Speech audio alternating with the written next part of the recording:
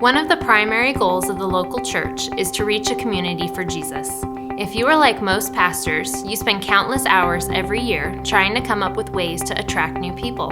We fill our calendars with events, spend thousands of dollars on outreach, and try to be as innovative as possible with our messages and ministries in an attempt to be more relevant. But what if I told you there is a way for you to reach more people and it wasn't going to cost you thousands of dollars or require dozens of meetings or even require a personal makeover to make you look more hip? What if I told you there was a strategy that could help you simplify your church, could transform your discipleship process, could give more meaning to your small groups, and at the same time could teach your church family how to become outward focused? Would you be interested? Hi, I'm Danette, and I want to introduce you to the Oikos strategy for church growth. Most people think the word oikos means yogurt, but it is actually a Greek word that means household or family or circle of influence. And it is through an oikos that 95% of all believers since the very beginning of the church age have come to know Jesus. 95%. In fact, it is probably an oikos relationship that led to your becoming a believer. In the Oikos strategy for church growth, you will learn that a typical oikos is made up of the 8 to 15 people whom God has supernaturally and strategically placed in your life, and how God wants to reach those people through the one thing they all have in common: you. This is the simplest but most effective idea that Jesus ever gave us to bring people into the kingdom of God. We want to show you how you can help your church laser focus on that idea, which we call the Oikos principle.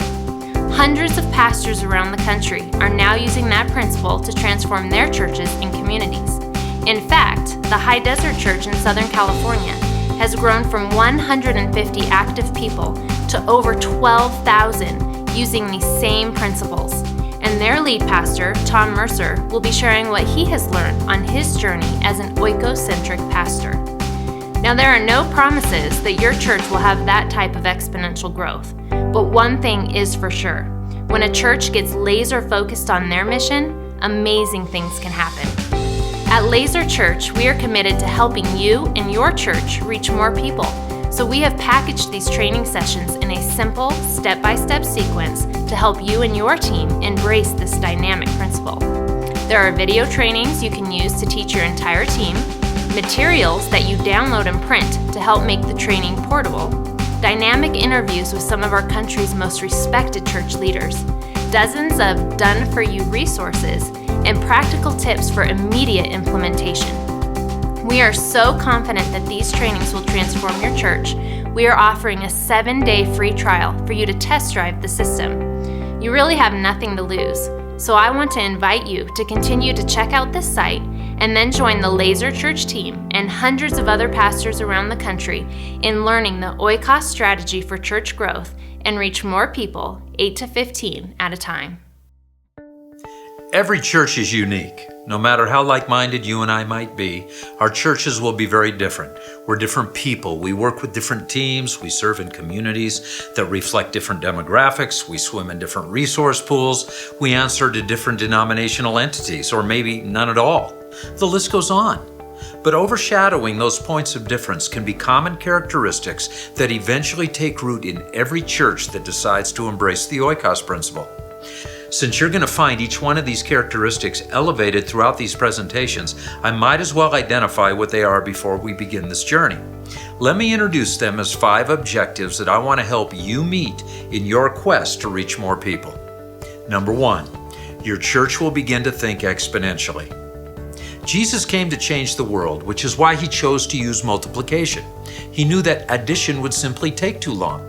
Over time, things can add up, but slowly. Yet they can multiply out rather quickly. And churches that understand how to leverage that kind of Jesus math tend to reach more people. The Oikos principle is an exponentially effective principle because it multiplies your efforts. You'll soon discover that up to 95% of all believers come to Christ through an Oikos relationship. And if everyone has an Oikos, a group comprised of anywhere from 8 to 15 people whom God has supernaturally and strategically placed on their life's front burner, well then collectively, your church family has anywhere from 8 to 15 times more potential than you think. So if you'd say that you lead a church of 200, you're actually leading a church of up to 3,000, but 2,800 of them just don't attend yet. Leveraging the Oikos principle is what pastors have always encouraged their churches to do. Hey, invite your friends and family to church, or let's try to share Jesus with our friends and family this week. Well, there's nothing new there. But exponential ideas like Oikos have a difficult time taking root in non-exponential environments, like most churches. Living an exponential life is hard. Leading an exponential church is even harder, but building a culture of exponentiality in a local church is harder still because it forces us out of our comfort zone. Most pastors think exponentiality is a great concept, but like everything else in leadership, it's one thing to agree that something is a great idea, it's another thing to embrace it as a great idea. When exponentiality is not embraced as a foundational element of your vision, even ideas that have the potential to reach many more people are either met with resistance or simply die before they have a chance to gain traction. Well, Laser Church will encourage you to think exponentially. Number 2, your church will become a more unified church. No one is just like you, and the upside to that is that you bring to the party your own unique abilities, opinions, and aspirations. The downside is that you bring to the party your own unique abilities, opinions, and aspirations. One of life's great ironies is that what sets you apart from others can also set you off with others. But Jesus said, "A house divided against itself will fall." With so much that naturally divides us, keeping Jesus' house on a common mission can be a challenge. A prerequisite to changing the world is leveraging the little that binds us together to keep us on that common mission, and with a joy sufficient to overwhelm the many things that could divide us. So what is it that unites us? Well, it's not really a what binds us together, but a who. In fact, a capital W who. That every Jesus follower, regardless of our favorite pastor, theological distinctive, or style preference, all of us still happen to be following the exact same Jesus. Paul said, "No one can lay any foundation other than the one already laid, which is Jesus Christ." Even if we struggle to find much else in common, we'll always share that reality. With every conversation about our inability to coexist with other believers who happen to have views that aren't consistent with ours, Jesus is the elephant in the room. No disrespect intended. He's a really big deal. The writer of Hebrews called him an anchor for the soul, firm and secure. And recognizing his position as the cornerstone of the church, the head of the church, and the owner of the church should remind those of us who are the church to stop being so petty and to start getting busy. The more your church grows, the more likely it will split. Nations split over ethnicity, states split over the economy, political parties split over ideology, and churches, well, they'll split over style and theology. And you and I are naive to think that our churches would be an exception. Therefore, no pastor should even want to grow even a little bit until a very clear strategy is in place to keep that very diverse church family all focused on the same mission. And Laser Church will help you develop into that leader unifier that every healthy church needs. Number 3, your leadership team will become more disciplined. Author Jim Collins describes the steps that led to the decline of corporate America. For us, the sequence could also describe the stages of a church's decline, and it begins with arrogance, or as Collins terms it, hubris born of success, believing that your church can marginalize your core mission, engage activities that lie outside of your wheelhouse, and yet still thrive.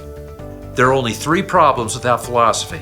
1, it hasn't worked. 2, it doesn't work. And 3, it won't work for you. When a church begins to overreach and pursue ministry that is not mission critical, the mission itself is pushed to the back burner and eventually lost in the shuffle. That undisciplined pursuit of more leads to denying the peril, blaming outside forces for the resulting crisis, then grasping for salvation, looking for the quick fix, and eventually capitulation, that is throwing in the towel. That's Collins' terminology. But history is a great teacher. A lack of discipline will eventually be exposed by dysfunction. When people come to our churches exhausted by a week filled with more responsibilities than they could even list and more expectations than they could ever meet, what do we give them during their Sabbath rest? Another boatload of work. We teach them not to be too committed, then we further overcommit them. Well, Laser Church is going to help you discover the dimensions of the ministry box that your church family has already given you so that you can help them solve one of the biggest problems they face, not contribute to it. Well, number 4, your church is going to develop a sharper focus on her purpose. It's true, the older you get, the easier it is to put on weight. You can trust me on this one. Well, the same thing is true for a local church. When a church ministry begins, it's a lean, mean fighting machine. Resource deprived and staff slim, the pastor of a new church has to depend heavily on the church family to facilitate a very simple and focused mission. As pastors reflect years later, they almost always will tell you it was during those early years that they enjoyed ministry the most. Then money became more available and programming options increased, and then something horrible happens. We begin this dangerous trajectory toward distraction and a consequential complexity. And you don't even have to lift a finger to gain weight. Fat happens. But you do have to work really hard to get back in shape, which is why most people don't. Likewise, you don't have to do anything to make a church ministry more complicated. It happens on its own, but you have to work really hard to make a complicated system simple again, and then work even harder to keep it that way, which is why most pastors don't. Laser Church is going to help you lock in on an effective core for your ministry, your core purpose, your core values, your core process. Look at Laser Church as a diet regimen for churches. As we slim down and simplify our ministries, we become more focused, more effective, and healthier. Number 5, your church will become a partnership between your leaders and your church family. Many pastors immediately and mistakenly assume that the Oikos-centric church is a church for seekers. On the other hand, neither do we aspire to be like the believers' churches that many of us grew up in. That's why we're not necessarily looking for seekers or believers. We want to develop local churches filled with partners who all want to fulfill the great co-mission. Believers who will co-mission or partner with Jesus. Pastors who will co-mission or partner with the church family. A church family who will co-mission or partner with each other. Laser Church is more than a proponent of a principle. We want to show you how to get your entire church family to embrace that principle, the one that has always reached more people. And then we want to show you how to establish a partnership with your church family, one that will frame the responsibilities that both you and they share in your strategies to reach more people. And then finally, we want to help you engineer a platform, a church structure that will actually sustain your church family's mission to do what they've always wanted to do, and that's to reach